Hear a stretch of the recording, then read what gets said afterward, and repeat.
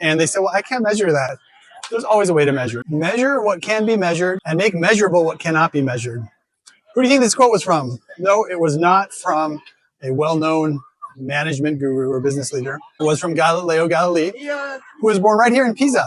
And he actually went up this tower as one of his experiments, dropped two spheres of similar size but different mass to show that the time at which things fall to the ground are independent of their mass.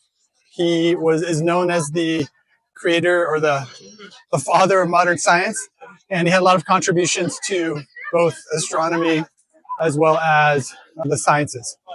He even was a huge contributor to what we call today the scientific method, measuring things, testing things objectively, taking those results and making decisions based on that.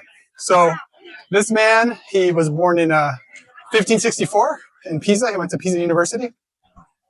And his ideas, one of them, that his innovative use of a telescope actually led him to affirm is that indeed the Earth revolves around the sun, not the other way around.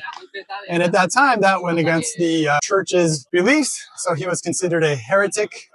And during the Inquisition, he was actually first imprisoned and put under house arrest. He actually died under house arrest. He got some of his work out in books by secretly smuggling them out. But this man lived a rough life. He came up with all these great innovative things, but society, everyone around him, governments, would not accept what he had to say for whatever reason. And yet he persisted, and we talk about him today, hundreds of years later.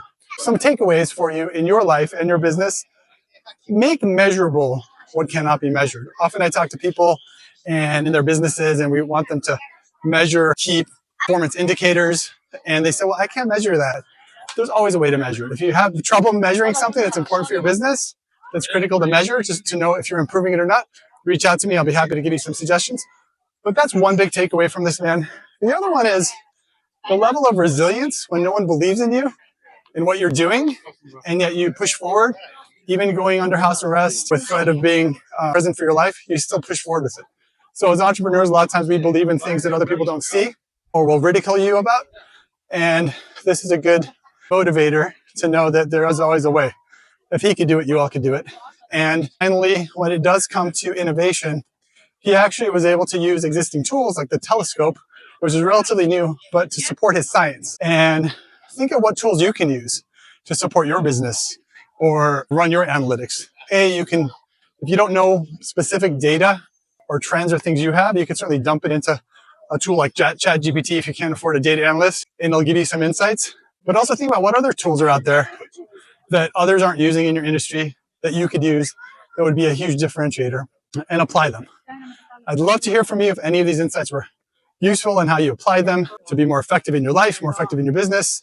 Please leave some comments below and reach out to me if I can help you in any way. I will see you in the next video.